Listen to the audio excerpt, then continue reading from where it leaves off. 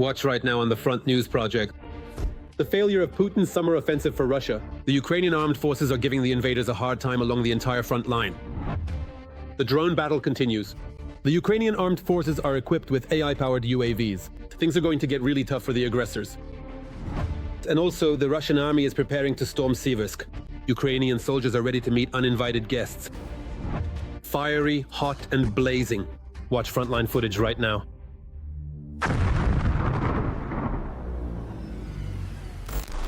Hello, this is Volodymyr Tymoshenko with you, and we're starting right away with the most important news.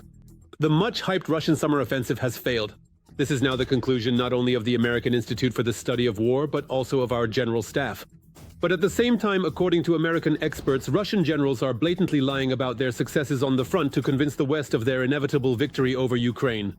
However, according to TSN military correspondent Andriy Tsaplienko, there is now cautious optimism, even regarding the return of several settlements captured by the Russians over the summer. How they managed to stop the enemy, particularly in the Dobropilya area, let's watch. All right, we're ready for takeoff. Then let's get to work. Their job is to stop the horde. The Russian summer offensive stalled, in part thanks to these guys. The reconnaissance drone is a small element of a complex system for monitoring the battlefield and creating an impassable zone for Russian infantry. And not once has it happened that during our flight we didn't find at least one Russian. What you're seeing on the map now looks like a long snake-like tongue stretching 18 kilometers toward Dobropilya. Or rather, what's left of that tongue, because Ukrainian forces have almost completely cut it off at the root. The plan to bypass Dobropilya and encircle Pokrovsk has failed, but that doesn't mean the Kremlin has given up on it. We do have some success there. At the moment, I see the situation there as a tug-of-war, with the initiative shifting from one side to the other. The enemy has a significant advantage there, both in manpower and resources, but they are also suffering very heavy losses. This was a well-fortified area of the Ukrainian forces' fortifications, but there were critically few people to hold our defensive line in this sector. That's why it quickly stopped being ours. It was taken by the occupiers. Since they don't know the area, they just act on herd instinct. When they hear the sound of an FPV drone, they run into the tree line and hide. Now it's hard to retake the fortification, but the guys are trying to turn the lost stronghold into a trap for the enemy. In the Dobropilya area, where Ukrainian soldiers literally made superhuman efforts to eliminate the Russian breakthrough, this drone has just spotted another huge concentration of occupying infantry. Now it's heading back there again because whether the Ukrainian defenders can hold their positions depends on its work. Aerial reconnaissance from the border unit Phoenix has found a target. Now the operator of the strike drone will take care of reducing the enemy's manpower. The system is designed to minimize the time between detecting and striking the enemy. We fly beyond the line of contact into the enemy's rear. We find something, and at that moment our FPV drone is already approaching, which is why it's so effective. This kind of war has rendered armored vehicles ineffective. The enemy is switching en masse to motorcycles, trying to dash through the kill zone, or hopelessly crawling through it on foot, playing a deadly lottery with Ukrainian drones. Only this way do the disposable Russian soldiers have a chance to advance. 1, 2, 3 motorcycles are riding down the road and immediately turn into the tree line. In our case, I don't know about others, we made it because our FPVs had already taken them out in advance. Is it effective? We don't care. The main thing for us is that no one comes here.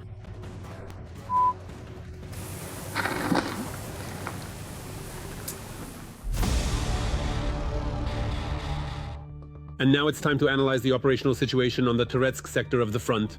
The Russian world continues here as well to destroy, kill, and maim. On the Severesk direction, our soldiers stopped 7 enemy offensive actions towards the settlements of Shcherbinovka, Klebanbik, Rusin Yar, and Poltavka. 2 clashes are still ongoing. And now attention. China is participating in the creation of Russian weapons of terror. The leadership of the People's Republic of China has Ukrainian blood on their hands. The fact is, Beijing has supplied the creators of Russian drones with parts worth tens of millions of dollars. We have uncovered the details and evidence. You will see everything now. Beijing simply cannot refuse Putin. This is the conclusion reached by The Telegraph after analyzing how China is actively supporting the Russians in their war of aggression against Ukraine. For just 1 year, from 2023 to 2024, the Chinese company directly supplied £47 million worth of components to Russian companies under sanctions. A quarter, or about 11 million, was spent on manufacturing. We are specifically referring to unmanned aerial vehicles, commonly known as drones, which are sophisticated flying machines utilized for a wide array of purposes.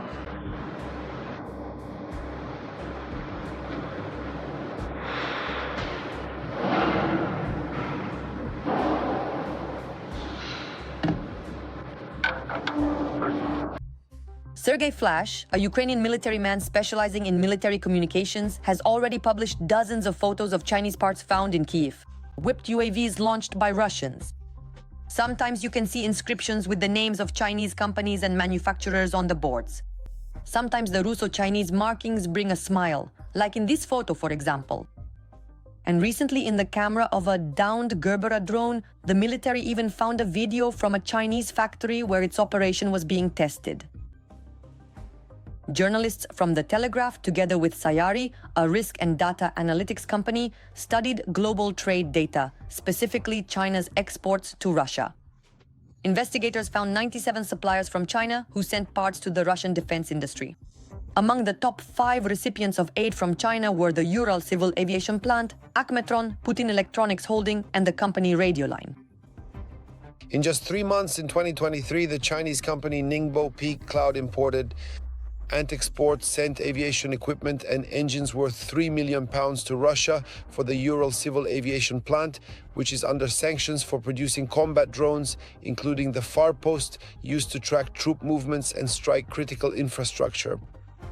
The Russian Harpy drone, for example, is equipped with Chinese engines manufactured by Xiamen Limbach Aircraft Engine. Production rates have increased significantly. In the first half of 2024, more than 2,000 drones rolled off the assembly line. Harpy, whereas previously Russia produced about 2,500 drones in an entire year. Most of the Chinese goods go to the so-called Alabuga. This pseudo-free economic zone has repeatedly been the subject of investigations. It is here that Russians use low-paid, essentially child labor, and invite teenagers from Africa, who end up working on the assembly line for deadly UAVs. Over the past 3 years, one Russian company, Alabuga Fiber LS, has imported 3,000 tons of carbon fiber threads from China, worth £18.4 million sterling.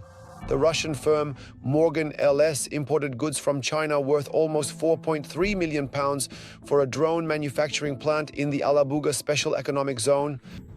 Among its largest suppliers is Suzhou Ekot, a company whose name was clearly displayed on the guitar published online by Ukraine's Deputy Foreign Minister, Andriy Sybiha. According to data from the Center for Defense Reforms, Suzhou Ekot, which is under Ukrainian sanctions, supplied products worth £1.2 million sterling since it began deliveries to Russia in August 2024. Investigators are convinced that the figure of £47 million sterling does not come close to reflecting the depth of cooperation between China and Russia, since the countries do not always provide accurate information in their trade invoices. Most likely this amount should be considered a minimum. Plus, we shouldn't forget about the vast land border between Russia and China, which is over 4,000 kilometers long. Both Russians and Chinese have an excellent opportunity to profit from smuggling goods.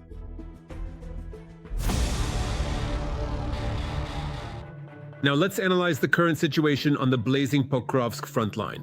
The enemy is becoming more ferocious here as well. Since the beginning of the day, the occupiers have made 17 attempts in the Pokrovsk direction. They tried to push back our defenders from their positions in the areas of the settlements of Vladimirovka, Kucheryavy Yar, Mirolyubivka, Novoekonomicheskaya, Promen, Pokrovsk, Udakhnaya, Molodetskaya, Dakhnaya, and towards Novopavlovka. The defense forces are holding back the enemy's onslaught and have already stopped 13 attacks. The fighting continues. At the same time, the battles are ongoing.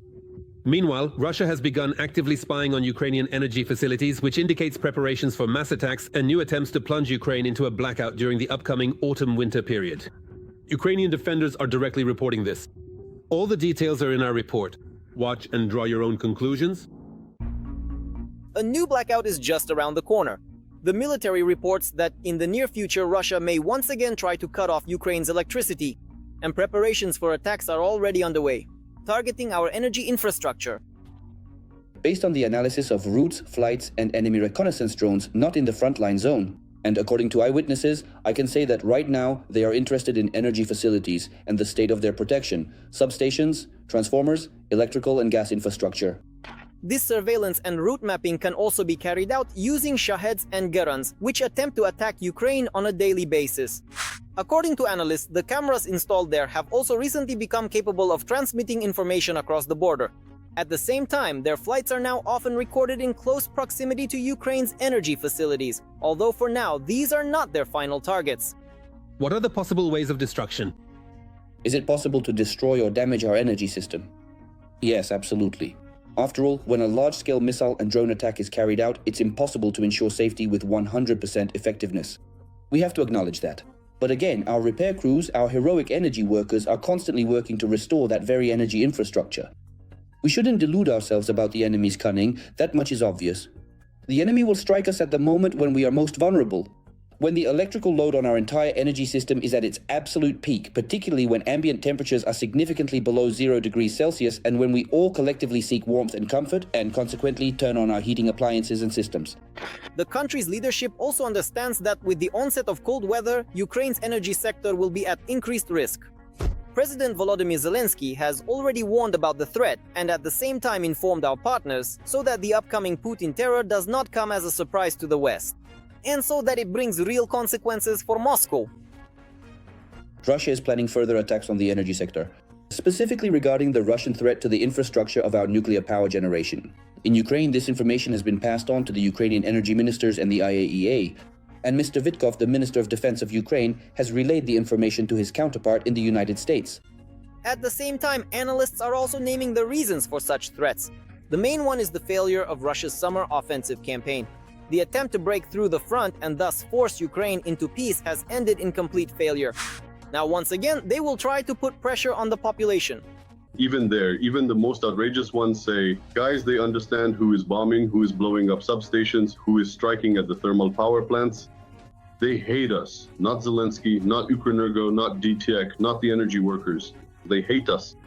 How are we supposed to be friends after this, guys? Is it finally starting to sink in for you? We're not stupid. We know who's to blame for our troubles. Another reason given for possible winter strikes on the energy sector is that later Putin simply won't be able to carry out terror. Moscow's window of opportunity, though slowly, is still closing, both through sanctions and political pressure and by saturating Ukraine with various air defense systems. He understands that basically at some point, the Europeans and Ukraine will convince Trump that, wait, let's hold Russia back after all. And he understands that the window of opportunity may close while things are not working out at the front. Again, he may be prepared for terror. The goal of terror is to break resistance. The goal of terror is to create problems here, including not only for us, the citizens, but also for the economy, because this affects certain economic processes. And in addition, secondly, this will be a very powerful infrastructure attack and operation, and the GUARD has already warned about this. And what will these information operations be based on? What is it? Like, this is in response to strikes on oil refineries. Let Ukraine stop striking Russian oil refineries. That's how it will be communicated to the outside world, and then supposedly Russia will stop striking oil refineries. Regarding the energy sector, according to meteorologists, temperatures in Ukraine will start to drop as early as the second half of September, and the first frosts are expected at the end of October. It is precisely during this period that new attempts by Russia to cut power to Ukrainian regions are possible. right now we are entering the autumn period. Obviously, this problem is becoming more acute, especially since, once again, the days are getting shorter. It gets dark earlier, the need for lighting increases, and in a couple of months, there will also be a need for heating and so on. And of course, could the Kremlin try, let's say, to create problems for us in this regard? Undoubtedly, such risks exist. However, experts add that active preparations are underway, naturally without disclosing any details. There are periodic reports about new air defense systems delivered to Ukraine, as well as about equipment for backup power supply. Every voice matters. Join our community, support independent journalism and help us bring you the truth from Ukraine. Become a member of Ukraine Today. Join us now. Another terrifying chapter of this bloody war. A huge piece of shrapnel pierced her neck and got stuck in her throat. In Dnipro, they are saving a pregnant woman from Kherson. She and her husband were on their way to an ultrasound to check on their baby when their car was attacked by an enemy drone. The car burst into flames. The wounded barely managed to escape from the fiery trap. People passing by took them to the medics. Our correspondent from KTSN, Olga Pavlovska, knows the condition of the mother and child. This is the most important sound for her. 22-year-old Alina listens to the heartbeat of the boy she is carrying under her heart. Just a few days ago, she admits she was saying goodbye to her own life and to her child. At that moment, I thought it was all over. This enormous, jagged shard with incredibly sharp edges flew directly through her neck and became firmly stuck in her throat. It's terrifying when something like that gets lodged in your throat. This shard entered left occipital area, reached middle of the throat, and stopped very deep inside. They were simply driving for a scheduled ultrasound from their home village in the Kherson region. On August 29th, Alina and her husband went to Kryvyi Rih for a checkup. Suddenly, they were attacked by an enemy drone on the highway. I saw shattered glass in front of me and everything behind was already in flames. And what scared me the most, never mind the blood, it was hot and running, but my hair started falling out in clumps. He shouted at me, "Save yourself, get out!" Her wounds were pressed by her bag, and it wasn't until some civilians passing by stopped to help that they got assistance. We stopped them, the car was packed, people were sitting on top of each other. They were shaking too, they were crying, but they still drove us to the nearest hospital. The wounded man was left under medical supervision in Kryvyi Rih, but Alina, with extremely dangerous injuries, was urgently taken to Dnipro. As soon as the pregnant woman's condition was stabilized, they began a complicated surgery. What we feared most was that the airways might be affected. We tried to prevent severe swelling so that the patient could breathe freely. At the same time, another team of doctors was closely monitoring the baby's condition. The risk for the child increased. There was a risk for the baby. First of all, it was a combat injury, there was blood loss, and the mother was frightened. But now the crisis has passed. The child, a boy, is developing well. At first I couldn't feel him at all, but later, especially yesterday, he really started dancing inside me. They met 7 years ago in their home village in the Kherson region. After the full-scale invasion, they escaped from occupation and dreamed of having their first child. This is only saved on the phone because everything else burned in the car. She looks at the ultrasound photo of the baby and already knows she will name him Alexander.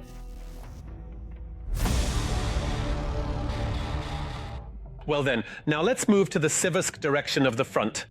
Putin's army is up to its usual tricks here as well.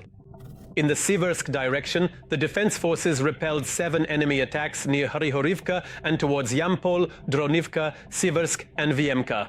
3 clashes are still ongoing. Yes, Russian troops are likely preparing for a major assault on the Seversk-Donetsk area using heavy equipment, aiming to secure positions on the outskirts of the city before the autumn rains begin. Military correspondent Andriy Tsaplienko from SN will tell and show us what is happening on this part of the front right now. Let's watch. In the north of Donbass, the Russian summer offensive has stalled at the city of Seversk. The occupiers dared to launch a massive assault, but the fighters were waiting for them. From the 54th Brigade, 30 pieces of military equipment and 41 motorcyclists. Almost the entire armada was left burning in the field. The enemy's objective was basically to enter Seversk. It was a duel between our armored group and the enemy's vanguard, against that tank which took about 17 FPV drones and kept moving. Because it was so heavily armored that it was only destroyed when our tank shot off its armor plating, and then the FPVs were able to get it. The occupiers, realizing they can't take the city head-on, are repeating in Seversk what they're doing near Pokrovsk. They're trying to outflank it. The situation looks a bit critical. But in reality, it's not that critical because the brigade has been holding its position for a long time. The city of Seversk is well prepared from an engineering standpoint. They can't take us head-on. We're trying to create a kill zone from 10 to 20 kilometers out. Russia is also creating a zone where everything spotted by Russian drones is destroyed. A soldier, despite the mortal danger, watches as a killer drone searches for a target. Unfortunately, it finds one. The Ukrainian military loses a vehicle, but against drones, here, the defenders of Seversk have an invisible yet highly effective weapon. The soldiers in the trenches don't see it and rarely think about the fact that it's what gives them a chance to survive. This Russian kamikaze drone, a Molniya type, has already been intercepted. So what exactly was this particular drone loaded with? With 2 high explosive fragmentation charges. And this kamikaze drone right now in real time is carrying several kilograms of death heading towards Severesk. But an interceptor drone comes in from above and interrupts its flight. And it was the electronic warfare unit that managed to calculate its trajectory by breaking the Molniya's video channels. The Ukrainian operator is now essentially watching the battlefield through the enemy's eyes. Is this video from the Russian drone? Yes, we're receiving it from their drone. The interception is happening in real time. Just 2 years ago, you could only imagine a war like this in science fiction blockbusters. Today, it's not just a daily routine anymore. The separate electronic warfare company, Spectre, almost never shows their work. They showed us. The electronic warfare operator connected to the enemy's FPV. That means it won't be able to pick up its signal anymore. Now they're going to help the drone crash into the ground. Just like that. That's one less aerial killer. In this area, their numbers are in the dozens. It's better to head out to the observation and jamming position. Just like we're doing now, driving out. Under the net, with the electronic warfare system turned off. And also a prayer. The driver says it doesn't hurt to cross yourself sometimes because the drone activity here is extremely high. Just imagine, in a single day, the position we're heading to can jam and neutralize up to 100 enemy FPVs. That means 100 lives of our infantrymen quietly saved. There's a scanner in the pickup. On the screen is an intercepted image from an enemy drone's camera. It's searching for a target nearby. There's nothing to worry about until you see your own vehicle on the screen. This position is a priority target for the Russian occupiers. That's why we're not showing the actual electronic warfare systems that are covering Severesk. Because all of this is expendable material. It's all the same. As we damage their systems and antennas, they do the same to ours. So that system of yours, the one that costs millions and millions, is considered expendable today? Yes, it doesn't last long. They get located, and they get located quickly. Just like we locate theirs. These specialists can neutralize even a Lancet and, if necessary, help shoot down a Shahed. In just a few minutes, the operator brought down 2 drones that were heading in our direction. One kamikaze wing and One kamikaze wing and an FPV, and both are flying together. Towards us? Yes, towards us. One down. Suppressed? Yes, that's it. A typical day here means hundreds of neutralized drones.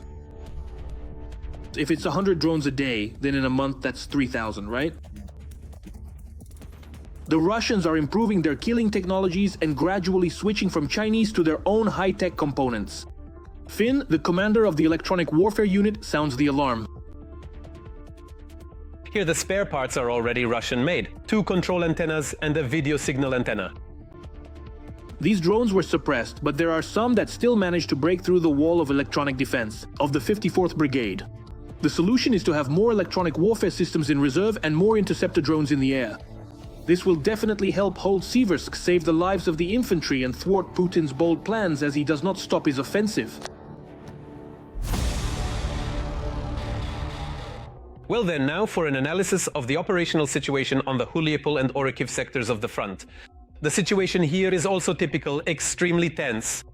On the Huliapol direction, since the beginning of the day, the enemy has not conducted any offensive actions.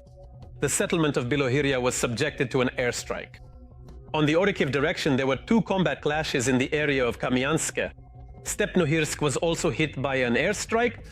Ukraine was the first in the world to use AI-powered drones on the battlefield, while the Russians have learned to control their Shaheds online and attack moving targets. Drone warfare is gaining momentum overall, and we will tell you about the latest innovations in the arsenals of the warring sides. A swarm of AI-powered drones has already entered the battlefield. On this new frontier of military operations, Ukraine is using technology that allows groups of drones to communicate and make decisions independently of their operator. According to Western journalists, Ukraine is using artificial intelligence in military operations so that groups of drones can coordinate their actions to attack well-defended Russian positions. Military experts claim that operations involving large and small groups of drones represent a new stage in the war. Such innovations make it possible to deploy dozens or even thousands of drones simultaneously to overcome any air defense systems, and to defend targets, whether it's a city or a specific military facility. If it becomes possible to scale up production and so-called swarm attacks are carried out, meaning when a swarm is flying, it's clear that you can shoot down part of the swarm, but you can't shoot down 100 drones flying at the same time. Well, in this case, of course, there will be major disruptions to the power grid, significant interruptions to the transportation system, and the destruction of normal life will begin. We actually saw this year with air transport. Now we're seeing it with railways. This drone war has made Russia weak. It's impossible to deploy air defense systems everywhere. There simply aren't enough of them. Analysts consistently insist that this truly innovative technology is a significant harbinger of the future of modern warfare.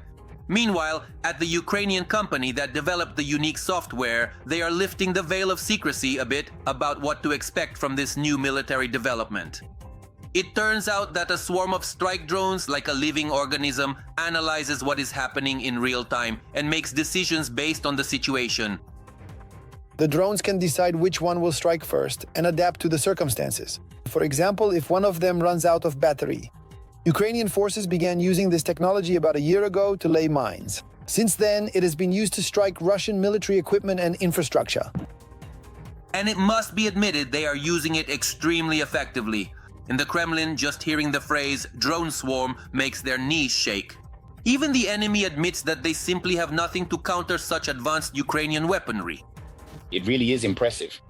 By the way, if something goes wrong during such an autonomous operation, the system immediately hands over control to a live operator. Fortunately, another advanced Ukrainian technology, the Calibri 13 FR1, promises to help with this as well. This is a so-called relay drone for FPV, featuring autonomous navigation and resistance to electronic warfare. It's a cheap alternative to the Chinese DJI, which is widely used on the front lines. At the very beginning of the Russian invasion, Russia was striking with missiles and drones almost unopposed, hitting Ukrainian territory. While Ukraine couldn't respond, there was practically nothing to strike back with on Russian territory. But now, as they say, here we are. Now Ukraine has drones that are taking out Russian industry. Ukraine has acquired long-range missiles as well, but as Putin says, the special military operation is going according to plan. Apparently, this is part of the plan too. The new domestically produced UAV is not just a drone, it's an entire system that includes 2 relay carriers, a ground control station, and additional antennas. This approach makes it possible to maintain a stable communication channel at the tactical level. The drone's design is modular, which allows for quick replacement of damaged components right on the battlefield. Among the advantages of the Ukrainian Calibri are its resistance to strong winds, low temperatures, and its ability to operate effectively, both during the day and at night. Once they are trained to interact with each other, once they are trained to guide each other to targets, or let's say to cover one another, just like we see, yes, in all those Chinese photos where drones in the sky perform all sorts of maneuvers. They form these beautiful shapes. It will be the same here. But in war, this will of course be an absolute nightmare, a quiet horror, and it's completely unclear how anyone could deal with it if drones are taught to think, so to speak, to make decisions of their own. Especially if drones are taught to make decisions about engaging targets, that would be a real nightmare, an absolute horror. So how does the Kremlin respond to all this? Instead of developing new types of air defense systems, Putin is putting all the efforts of the Russian defense industry into creating more and more methods of terror. In particular, they are actively improving their Shatter drones, training them to strike residential buildings of peaceful Ukrainians as accurately as possible. This unpleasant news for us was recently shared by a military radio technology specialist with the call sign Flash. According to him, Russian mopeds have recently become much more dangerous and deadly. A fresh discovery just now. Look at the antennas installed on the edges of the wings. Unfortunately, unlike with the Garand drones, we can't find the modems and cameras. They are dismantled and burned. For those who don't know, this is a new version of the Shatter drone, which can be controlled online from Russia. It can conduct reconnaissance and even attack moving targets. However, it's worth giving credit. The Ukrainian defense industry began working on improving Ukraine's air defense system long before this. Staying ahead of the enemy, our engineers are already actively developing our own version of HIMARS. The foreign missile system has proven its effectiveness on the battlefield with high accuracy and the ability to operate at long distances. That is exactly what we need for Ukraine.